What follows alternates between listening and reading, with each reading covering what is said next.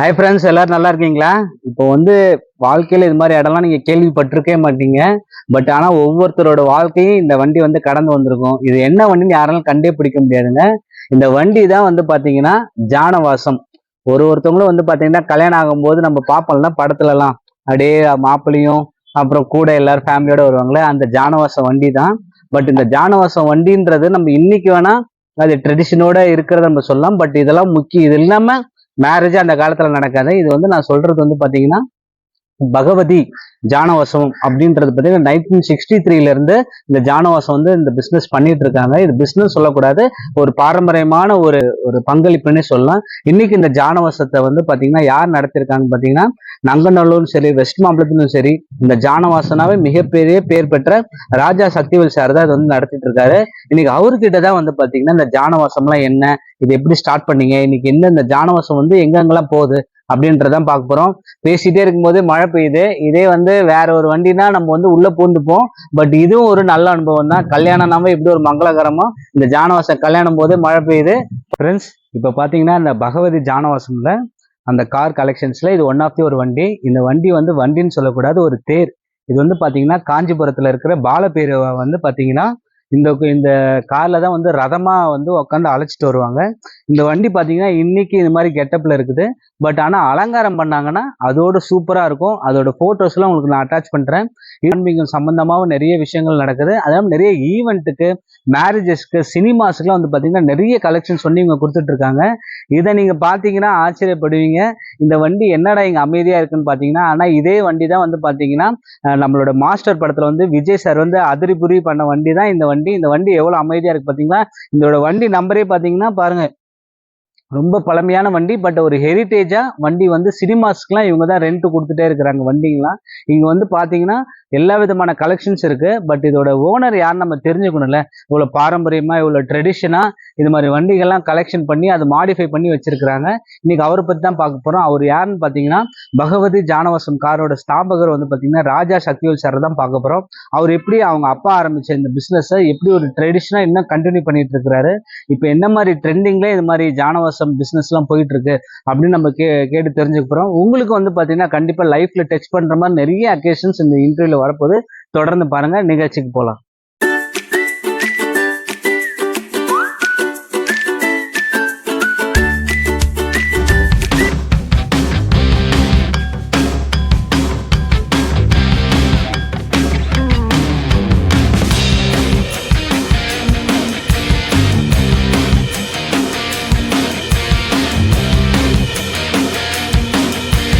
நான் ரொம்ப சந்தோஷம் உங்களை இந்த மாதிரி ஒரு நல்ல அக்கேஷன்ல உங்களை பாக்குறது மிகப்பெரிய விஷயம் தான். இப்ப இது பாத்தீங்கன்னா இந்த பகவதி ஜானவாசம் கார் அப்படின்றது பாத்தீங்கன்னா எப்ப ஆரம்பிச்சீங்க, அதுக்கான முன்னோடிகள்லாம் யாரும், அதை பத்தி கொஞ்சம் சொல்லுங்க. இது 1963 ஆரம்பிச்சது. ஃபர்ஸ்ட் ஆரம்பிச்சப்போ புதுக்கோட்டையில தான் ஆரம்பிச்சோம். இது எங்க அப்பா ஆரம்பத்துல ஆரம்பிச்ச தொழில். ஃபர்ஸ்ட் சவுண்ட் சர்வீஸ் வச்சிருந்தோம். டிஎம்எஸ் தங்கமணி சவுண்ட் சர்வீஸ்ன்னு வச்சிருந்தோம். அதுக்கப்புறம் மேரேஜ் காரு. இது டிஎம்எஸ் சவுண்ட் சர்வீஸ்க்கு அடுத்து டிஎம்எஸ் கல்யாண ஊர்வல கார்னு ஆரம்பிச்சோம். இது அப்படியே கண்டினியூ ஆகும் போது அதுக்கப்புறம் திருச்சியில ஸ்டார்ட் பண்ணோம். ஸ்ரீரங்கம் ஆரம்பிச்சோம். அதுலேருந்து அப்படியே கொஞ்சம் ரன் ஆகி போயிட்டு இருந்துச்சு. சென்னையில அதுக்கப்புறம் ஒரு 13 வருஷம் ஆச்சு. சென்னையிலையும் ஸ்டார்ட் பண்ணி இதுவரையும் அழகா போயிட்டு இருக்குங்க.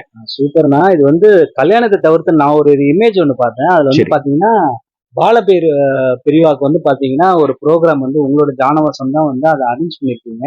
அந்த ஆப்பர்ச்சுனிட்டி எப்படி வந்தது, அதை பத்தி கொஞ்சம் சொல்லுங்க.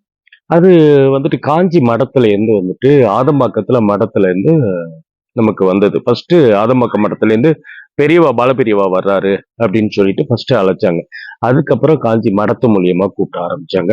அவர் எங்கெங்க போறாரோ அந்த இடத்துல வரவேற்பு வண்டி அவருக்கு மடத்துக்கு வரும்போது இந்த இடத்துல இருந்து கோவில்ல இருந்து அவரை அழைச்சிட்டு வர்றது பிராமின்ஸ் அவங்க எல்லாம் எல்லாருமே இணைஞ்சு மடத்துக்கு கூட்டிட்டு வருவாங்க. அதன் மூலியமா வர ஆரம்பிச்சது. நமக்கு சுவாமி அழைப்புக்கு அவருக்குன்னு வண்டி ரெடி பண்ணி கொடுத்து அப்படியே கூட்டிட்டு வர ஆரம்பிச்சோம். அதுல இருந்து போயிட்டு கோவில் எல்லாம் பாத்தீங்கன்னா பக்தர்கள் இருப்பாங்க, ஊர் மக்கள் இருப்பாங்க. அவங்க சேர்ந்துதான் பாத்தீங்கன்னா சாமியை பாத்தீங்கன்னா இந்த புறப்பாடு கொண்டு போவாங்க வீதியில எல்லாம். பட் ஆனா நீங்க அதுல ஒரு ட்ரெண்ட் செட்டிங்கா பாத்தீங்கன்னா ஜானவாச கார் மாடிஃபை பண்ணிருக்கீங்க. அதோட விஷயம் எப்படி ஆரம்பிச்சிச்சு, அதை பத்தி சொல்லுங்க. அது என்ன அப்படின்னு கேட்டா, ஆரம்ப காலத்துல இருந்து மாட்டு வண்டியில தூக்கிட்டு ஃபர்ஸ்ட் நம்ம தோல்ல தூக்கிட்டு சுவாமியை தூக்கிட்டு அப்படியே வீதி உலா அப்படி போவாங்க. அதுக்கப்புறம் மாட்டு வண்டியில எல்லாமே சுவாமி அழைச்சி கொண்டு போவாங்க. அதுக்கப்புறம் வந்துட்டு மக்கள் வந்துட்டு தேர் மாதிரி இழுத்துட்டு இருந்தாங்க. அந்த பெரிய தேர் சுவாமி வந்துட்டு ஒவ்வொரு கோவில்கள்ல வந்து சாமி அழைக்கிறதுக்கு அப்படியே தேர் இழுத்துட்டு வர மாதிரி இருக்கும். கூட்டம் ஒரு க்ரௌடு வந்துகிட்டே இருக்கும். இது நைட்டு பூரா சுத்தி வரும்போது கூட்டம் கொஞ்சம் கொஞ்சமா குறைஞ்சு வந்து கடைசி 4 பேர் 5 பேரோட அந்த கோயிலுக்குள்ள உள்ள போறதுக்கு அப்படி வந்துருவாங்க.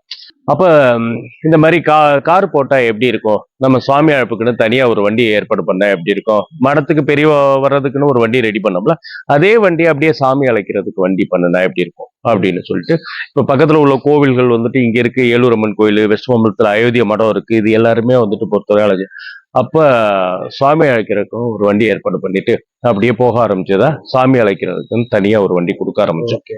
அப்படியே கன்னியூவா அது எல்லாம் போயிட்டு மக்கள் தேவைக்கு என்னென்ன தேவையோ அதுக்கேத்த மாதிரி அந்த பிசினஸை தொடர்ந்து மாடிஃபை பண்ணி இப்போ கொண்டு வந்துட்டு இருக்கீங்க. ஒரு இப்போ ஜானவாசம்ன்றதே வந்து அது எதனால ஆரம்பிச்சிச்சுன்னா அதை பத்தி கொஞ்சம் சொல்ல முடியும்? இது மெயின் பிராமின்ஸ் நிறைய எதிர்பார்க்குறது. பிராமின்ஸ் ஜானவாச காருங்கிறது வந்துட்டு அந்த காலத்துல இருந்து வந்துட்டு மாப்பிள்ளை வந்துட்டு எங்க வீட்டு பொண்ணு நாங்க இந்த மாப்பிள்ளையை கொடுக்க போறோம். இந்த மாப்பிள்ளையை கொடுக்க போற போது இந்த மாப்பிள்ளைக்கு ஏற்கனவே ஏதாச்சும் கல்யாணம் ஆயிடுச்சா, இல்ல இந்த பையன் மேல ஏதாச்சும் ஒரு தப்பு இருக்கா, தவறு இருக்கா, பொதுமக்களுக்கு ஏறி அப்படியே வீதியில சுத்தி மாப்பிள்ளை அளப்ப அப்படியே கூட்டிட்டு வரும்போது கோயில்ல இருந்து மண்டபத்துக்கு கூட்டு வரமா யாராச்சும் பார்த்துட்டு திடீர்னு இந்த மாப்பிள்ளை மேல தப்பு இருக்கு, இப்படி இருக்கு, ஏதாச்சும் ஒரு சொல்லிடுவாங்க. அந்த காரணத்தை வந்துட்டு இப்படி மாப்பிள்ளை அப்பா அழகா கூட்டு வரும்போது அந்த மாதிரி ஜானவாசத்தை பொறுத்தவரை மாப்பிள்ளை கார் வச்சுட்டு அப்ப வந்துட்டு நல்ல பையன் அப்படிங்கிற மாதிரி அதுக்காக வந்துட்டு ஜானவாசம்னு ஒண்ணு பட் இன்னொரு அந்த பாரம்பரியம் போயிட்டே தானே இருக்கு. இன்னைக்கு போயிட்டு இருக்கு. இன்னைக்கு போயிட்டு இருக்கு. அந்த காலத்துல இருந்து இன்னைக்கு வரை அதுதான். பிராமின்ஸை பொறுத்தவரை அந்த ஜானவாசங்கிறது ரொம்ப முக்கியமா எதிர்பார்ப்பாங்க. மாப்பிள்ளை வீட்டை திருப்திப்படுத்துறதே அதுதான். ஓகே. மாப்பிள்ளை வீட்டை திருப்திப்படுத்தினா ஜானவாசத்தை திருப்திப்படுத்திட்டா மாப்பிள்ளை வீட்டுல திருப்தியா இருக்கு. கல்யாணம் மரியாதையோட இருப்பாரு. முதல் நாள் விசேஷம். ஆனா அப்ப பாத்தீங்கன்னா இப்ப பிராமின்ஸ் தவிர்த்து பல பேர் வந்து பாத்தீங்கன்னா இது ஒரு ஆடம்பரமான ஒரு விஷயம். ஒரு ஜானவாசம்லாம் வந்து பாத்தீங்கன்னா ஒரு ரிச் அண்ட் ராயலா ஒரு ஃபங்க்ஷன் ஒன்று பண்ணிட்டோம் அப்படின்ற விஷயம் தான் இருந்தது. இப்ப அதை பத்தி அது மாதிரி எத்தனை பேர் பண்ணிட்டு இருக்காங்க? எல்லாருமே பிராமின்ஸ், நாட் பிராமின்ஸ் எல்லாருமே பண்ணிட்டு இருக்காங்க. இப்ப வந்துட்டு நம்ம வீட்டு பொண்ணு கல்யாணம், அந்த பொண்ணை வந்துட்டு நம்ம ஒரு ஆடம்பரமா வீட்ல இருந்து அழைச்சிட்டு வரோம், மண்டபத்துக்கு அழைச்சிட்டு வரும் போது முன்னால ஒரு கார்ல 3 கார்ல வந்துட்டு க்ளோஸ்டு கார்ல கூட்டிட்டு வந்தோம்னா பொண்ணு இருக்கிறது தெரியாது. எங்க வீட்டு பொண்ணை பாடுறா எவ்வளவு அழகா நாங்க கூட்டு வரோம், எவ்வளவு ஆடம்பரமா கல்யாணத்தை நாங்க பண்றோம், எவ்வளவு சந்தோஷமா இருக்கோம் அப்படின்னு சொல்லிட்டு அந்த பொண்ணை உட்கார வச்சு அப்படி கூட்டிட்டு வரும்போது அவங்களுக்கு ஒரு ஹாப்பினஸ் வந்துட்டு அப்போ வந்துட்டு ஜனவாச கார் வந்துட்டு அதுக்காக தான் அந்த கார்களையும் நம்ம வச்சுட்டு இருக்கோம். அந்த மாதிரி. ஓகே. ஆனா நீங்க சொல்றீங்க இப்ப ஜானவாசம் ட்ரெடிஷன் இவ்வளவு பெரிய விஷயம் இருக்குது அப்படின்ட்டு. இப்பெல்லாம் வந்து பாத்தீங்கன்னா ரிசப்ஷனுக்கே வந்து அரேஞ்ச் பண்ணிட்டு பொண்ணு மாப்பிள்ளையே வந்து பாத்தீங்கன்னா 8:30 மணிக்கு தான் வராங்க. அப்ப ஃபர்ஸ்ட் பந்தியே வந்து ஒரு 8:25 தான் ஆரம்பிக்கிற சூழல் இருக்கு. இப்ப இன்னொரு விஷயம் சொல்றாங்க, நீங்க சாப்பிட்டு கிஃப்ட் கொடுங்கன்றாங்க. இப்ப இந்த பாரம்பரியத்துல எப்படின்னா இதை உங்களால மேனேஜ் பண்ண முடியும் இந்த ஜானவாசம்? இல்ல முக்கியத்துவம் இதுக்கு கொடுக்குறாங்க நிறைய பேர். இன்னைக்கு வந்துட்டு முக்கியத்துவம் இந்த ஜானவாசத்துக்கு பொறுத்தவரையும் மேரேஜுக்கு வந்துட்டு முக்கியத்துவமே மாப்பிள்ளை அளப்பு தான். வந்துட்டு ஃபர்ஸ்ட் ஐயர் வீட்டுல மாப்பிள்ளை அளப்பு பண்ணுவாங்க. நாட்பிராமியை பொறுத்தவரை பொண்ணு அழைச்சிட்டு வருவாங்க. அதே மாதிரி வந்துட்டு மாமனோட சீர் கொடுக்கறதுன்னு பண்ணுவாங்க. கல்யாணத்துக்கு முன்னால மாமன் வந்துட்டு கோலம் காட்டுறது அப்படின்னு சொல்லிட்டு நம்மளுக்கு என்ன பண்ணுவாங்க, என் அக்கா பொண்ணுக்கு வந்துட்டு நான் இந்த மாதிரி ஆடம்பரமா சீர்வரிசை எல்லாம் வச்சு கூட்டிட்டு வரேன் அப்படிங்கும் போது கல்யாணத்துக்கு ஒரு 4 நாளைக்கு முன்னால என்ன பண்ணுவாங்க, பொண்ணை உட்கார வச்சு அவங்க வீட்டுல இருந்து அழைச்சிட்டு வந்து பொண்ணு வீட்டுல கொண்டாந்து விடுற மாதிரி அப்படியே தாய்மாமை சீர் காட்டுறது அவங்களுக்கு ஒரு ஆடம்பரத்துக்காக அந்த இதெல்லாம் விஷயங்கள் பண்ணுவாங்க. அந்த மாதிரி எல்லாம் ஒரு சூப்பர். இப்போ என்ன மாதிரி ஒரு கம்பெனி வந்து ஒரு ஃபாரின் காரா வந்தா கூட அதை நம்ம ட்ரெடிஷனல் காரா வந்து மாத்துறீங்க. அதுல என்னென்ன மாடிஃபிகேஷன் எல்லாம் பண்ணிருக்கீங்க? ஏன்னா வந்து இதெல்லாம் வந்து பாத்தீங்கன்னா 180cc 150cc மாதிரி வண்டி தான் வச்சிருக்கீங்க.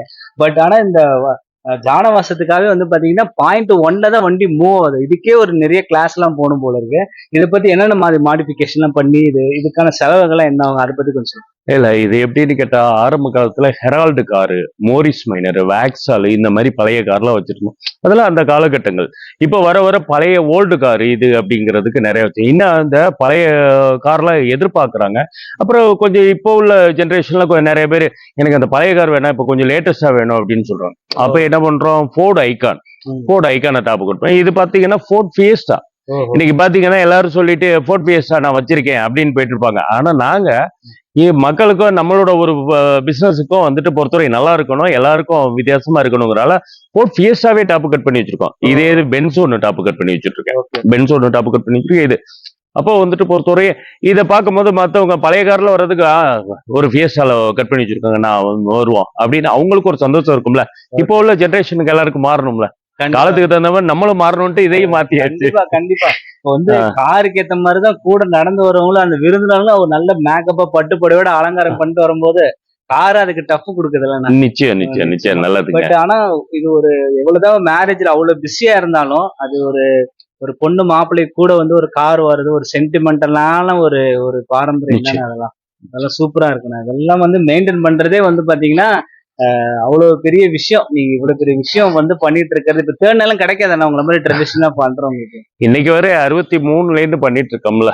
ம். இந்த ஒரே இதுதான் ஜானுவாசங்கிறது. நம்ம இந்த பொழப்புக்கு தவிர்த்து வேற எதையும் எடுத்து பண்றது இல்ல. இதை மட்டும் பண்ணும்போது நம்ம ஒழுங்கா அந்த தொழிலுக்கு மரியாதை கொடுத்து இந்த காருங்கிறத ஒரு நல்ல விதமா நம்ம காட்டிட்டு இருக்கோம் இன்னைக்கு வரையும் அதை. இப்போ வந்து இப்போ மேரேஜுக்கான ஜானவாசம் சம்பந்தமான அந்த கார் செக்மெண்ட் அப்புறம் கோவிலுக்கு நீங்க கொடுக்குற அந்த ஸ்பிரிச்சுவலுக்கான இது கொடுத்துட்டீங்க. பட் சினிமால வந்து உங்க நிறைய கான்ட்ரிபியூஷன் உங்க காரை பத்தி பேசுறாங்க. அது எப்படி இந்த சினிமாவோட அட்டாச்மெண்ட் எப்படி இருந்துச்சு அதை பத்தி கொஞ்சம் இது ஆரம்ப காலத்துல வந்துட்டு பச்சை கிளின்னு படம் வந்துட்டு ராமராஜனும் நளினியும் நடிச்சாங்க. ம். புதுக்கோட்டையில முத ஸ்டார்ட் பண்ணது அப்பதான் பச்சை கிளி. அப்பையில இருந்து அதுக்கப்புறம் நந்தா ஒவ்வொரு படங்கள் அப்படியே வந்துட்டு இன்னைக்கு சீரியல் வந்துட்டு இருக்கிறதுல இருந்து இப்போ வந்துட்டு இருக்க படம் முதற்கொண்டு மாஸ்டர் படத்துல நம்ம வண்டியை போனுச்சு. அது முதற்கொண்டு எல்லாமே வரிசையா கொடுத்துட்டு இப்ப அது இருக்கோம். மெயினா என்ன மாதிரி சப்ஜெக்ட்ல வரும்னா இப்போ ஜானவாசம் டைப்ல வருமா இல்ல ஜென்ரலா கார் ரெண்டல்? இல்ல ஜானவாசத்துக்கு வந்துட்டு போற மாதிரி மாப்பிள அளப்பு மாதிரி அதுக்கும் சீனுக்கும் இது. அப்புறம் ஃபைட்டர்ஸ் ஓட்டுற மாதிரி ஜீப்பு ஓ, வண்டி வந்துட்டு பறக்கிறது வெடிக்கிறது இது மாதிரி இருக்குல்ல, அது மாதிரி வண்டிகளும் கொடுக்குறோம். ஓ, அதே மாதிரி போலீஸ் ஜீப் இதெல்லாம் இருக்குல்ல, ஓ, ஆமா. போலீஸ் ஜீப்பு பொலிரோ ஜீப்பு அந்த மாதிரிலாம் போலீஸ் ஜீப் இதெல்லாம் கொடுத்துட்டு இருக்கோம் வந்துட்டு. அது மாதிரி ஃபைட்டர்ஸ் சேசிங் சீன்லாம் ஓட்டுவாங்க. ஆமா. சேசிங் சீன்லாம் ஓட்டுறதுக்குலாம் நம்ம வண்டியை பொலிரோ ஜீப் இந்த ரவுடிசம்லாம் அப்படி போற மாதிரி அப்படி இதெல்லாம் வந்துட்டு ரகடா போற மாதிரி நம்ம இந்த வண்டியெல்லாம் இருக்கு அப்படியே ஒரு பார்வை பாருங்க. அந்த வண்டியெல்லாம் வந்துட்டு அதெல்லாம் அதுகளுக்கு ஷூட்டுக்கு விட்டுட்டு இருக்காது. அப்படி பண்ணிட்டு இருக்கோம். இப்போ இப்போ நீங்க வந்து சினிமா சம்பந்தமா பேசும்போது பாத்தீங்கன்னா சினிமா அட்டாச்மெண்ட் இல்லாம வந்து கார் மட்டும் தனியா போற மாதிரி தெரியல. நானும் ஒவ்வொரு ஃப்ரேம்லயும் பாக்குறேன். நீங்க நிக்கிற போஸ்ட்லயே வந்து பாத்தீங்கன்னா ஆக்டிங் சம்பந்தமா ஏதோ ஒரு டச்சப் இருக்குன்னு நினைக்கிறேன். இப்ப ஏதாச்சும் உங்களோட கான்ட்ரிபியூஷன் இருக்கா? இல்ல இல்ல நம்மளும் ஒரு விஷயங்கள்ல இறங்கி பண்ணிட்டு இருக்கதா நம்மளும் சின்ன சின்ன சீன்லாம் பண்ணிட்டு இருக்கோம் படத்துகள்ல வந்துட்டு. Okay. அப்ப அதே வேற மாதிரி செட்டப்ல இருப்பீங்க அதுல. ஆமாமா ஒரு சொந்த படமும் எடுத்ததுதான். ஓ, அப்ப சினிமாவோட எல்லா நுணுக்கமும் உங்களுக்கு இல்ல ஏதோ ஓகே. அப்படி. ஆனா இப்போ எல்லாருமே வந்து பாத்தீங்கன்னா ஒரு பிசினஸ் ஆரம்பிச்சோம்னா உடனே ஒரு 5 மாடி வீடு கட்டுறாங்க. அதுக்கப்புறம் வந்து பாத்தீங்கன்னா ஃபாரின் டூர் போறாங்க. அதுதான் பிசினஸ் சக்சஸ்ன்னு நம்ம கிட்ட வெளிப்படுத்துறாங்க. பட் நீங்க இது மாதிரி ஒரு ட்ரெடிஷனல் பிசினஸ் பண்ணும்போது இதுக்கான வருமானம் எப்படி? இதுல என்னென்ன விஷயங்கள்லாம் வந்து அதிக செலவு பண்றதோ அதுல மாதிரி சம்பந்தமான ஏதாச்சும் ஒரு விஷயம்? இதுல பெருசா சம்பாரிச்சு பெரிய லெவல்ல வரணும்லாம் நினைச்செல்லாம் பண்ண முடியாது. இது பொதுவா நம்ம பெரிய லெவல்ல இன்னமும் நம்ம அதனால நார்மல் கடவுள் புண்ணியத்துல ஆண்டு புண்ணியம் எல்லாம் நல்லா இருக்கும் பொறுத்தவரையும். பெருசா கோட்டை கட்டணும் இன்னைக்கு இதை சம்பாரிச்சுதான் நம்ம வந்துட்டு இருக்கோம் வந்துட்டு. அந்த மாதிரி போறோம் நம்மளுக்கு தகுந்த மாதிரி இருக்கு அவ்வளவுதான். இதுல ரொம்ப பெருசா எதிர்பார்க்கறதெல்லாம் கிடையாது. இப்ப அடுத்தது வந்துட்டு கார்ஸ் பத்தி அதுல எப்படி கலெக்ஷன் எல்லாம் பண்றீங்க? கலெக்ஷன் பார்த்தா என்கிட்ட வந்துட்டு 1962 மாடல் ஜீப் வில்லிஸ் வச்சிருக்கேன். அதெல்லாம் பழைய காலத்து ஓல்டு வண்டி. அதே மாதிரி காண்டோசா காரு ஓப்பன் டைப் காண்டோசா காரு பழைய அம்பாசிடர் அதெல்லாம் எல்லாமே வச்சுருக்கேன். ஜீப்பு ஓல்டு ஜீப் இதெல்லாம் வச்சுருக்கேன். அதெல்லாம் சினிமா ஷூட்டிங் போறது அப்புறம் பிரச்சாரத்துக்கு நம்ம எலெக்ஷன்லாம் வந்துச்சுன்னு வச்சுக்கோங்க பிரச்சாரத்துக்கு வண்டி கேட்பாங்க.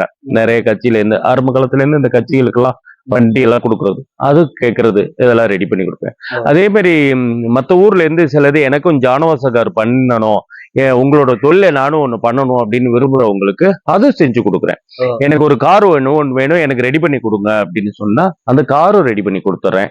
அதே மாதிரி செட்டிங்ஸ் போட்டு அலங்காரம் வந்துட்டு இப்ப நம்ம இங்க வந்துட்டு பொறுத்தவரையும் ஒவ்வொரு பெரிய செட்டிங்ஸ் எல்லாம் போட்டு சென்னைக்குள்ள ஓட்ட முடியாது. ஓகே. அதனால என்ன பண்ணுவோம் வந்துட்டு காரு வந்துட்டு அடக்கமா அதுக்கு தகுந்த அலங்காரம் பண்ணிட்டு அதுக்கு தகுந்த லைட்டிங் இதெல்லாம் பண்ணிட்டு போடுவோம்.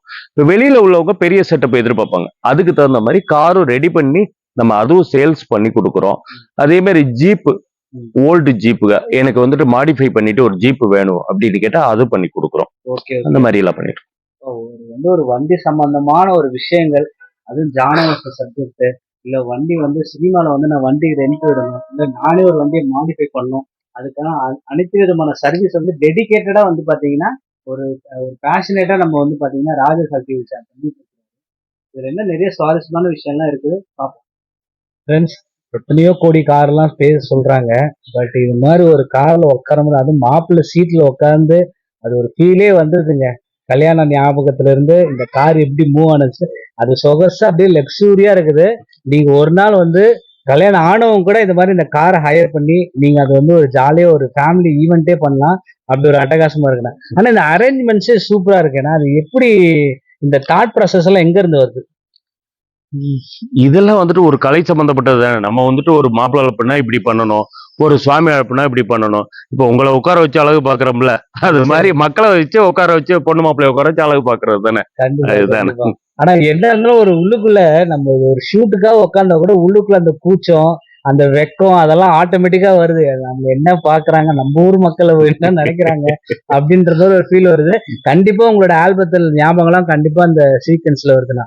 ஆனா இது வந்து பாத்தீங்கன்னா நிறைய சுவாரஸ்யமான விஷயங்கள்லாம் சொன்னீங்க. ஒரு ஜானவாசம் அப்படின்ற விஷயம்லாம் பேசுனீங்க. இப்ப மக்களுக்கு வந்து நீங்க என்ன சொல்ல விரும்புறீங்களா? இது வந்து ஒரு நிறைவான ஒரு செக்மெண்ட்டா வந்து இந்த எபிசோடுக்கான ஒரு செக்மெண்ட்டா மக்கள்கிட்ட என்ன சொல்லுவீங்க? ஏன்னா கல்யாணம்லாம் நிறைய செலவு பண்றாங்க. பட் ஆனா ஒரு தேவையான செலவு பண்ண மாட்றாங்க. ஸோ ஒரு ஜானவாஸ்லாம் அவ்வளவு முக்கியமானது. பட் அது குடுக்கறத விட வேற எது எதுக்கோ இம்பார்ட்டன்ஸ் குடுக்குறாங்க. பட் ஒரு கல்யாணம்னா அதே மாரி இன்னொரு கேள்வியும் ஞாபகம் வருதுண்ணா. இப்ப எல்லாரும் வந்து பாத்தீங்கன்னா, இப்போ உங்களோட தூக்கம் எப்படி ஆரம்பிக்கும்னா, நல்ல நிறைய பேர் கல்யாணம் நடக்கணும்ப்பா, அப்பதான் வண்டி போகும்ப்பா, அப்படின்ற மாரிலாம் இருக்குமா? என்ன மாரி மனநிலையில எப்பவுமே இருப்பீங்கண்ணா? இல்ல, எல்லாருக்கும் நல்லபடியா கல்யாணம் ஆகணும். நம்மளுக்கு பொழப்புக்கு தகுந்த மாதிரி நமக்கு பொழப்பு வரணும். அதே மாதிரி நிறைய பேர் என்ன அப்படின்னு கேட்டா, இன்னைக்கு வந்துட்டு கல்யாணம் பண்றீங்க சார். எல்லாரும் வந்துட்டு இன்னைக்கு அந்த காலத்துல எப்படி நம்ம முறைப்படி வந்துட்டு கல்யாணம் பண்ணணும் வந்துட்டு, ஃபர்ஸ்ட் வந்துட்டு மண்டபத்துக்கு வர்றோம். மண்டபத்துக்கு வந்து ஒரு கோவில்ல இருந்து ஜானவாசம் மாப்பிள்ளை அழைப்பு ஆரம்பிக்கிறோம். இப்ப நேரா எடுத்தோன்னே ரிசப்ஷனுக்கு போயிடுறாங்க. எல்லாருமே முன்ன மாதிரி கிடையாது. எல்லாரும் ரிசப்ஷன் ஒண்ணு வந்ததுக்கு அப்புறம் இந்த ஜானவாசத்தை நிறைய பேர் மறந்துட்டீங்க. புரியுதுங்களா? நெறைய பேரு ஜானவாசத்த மறந்துட்டீங்க.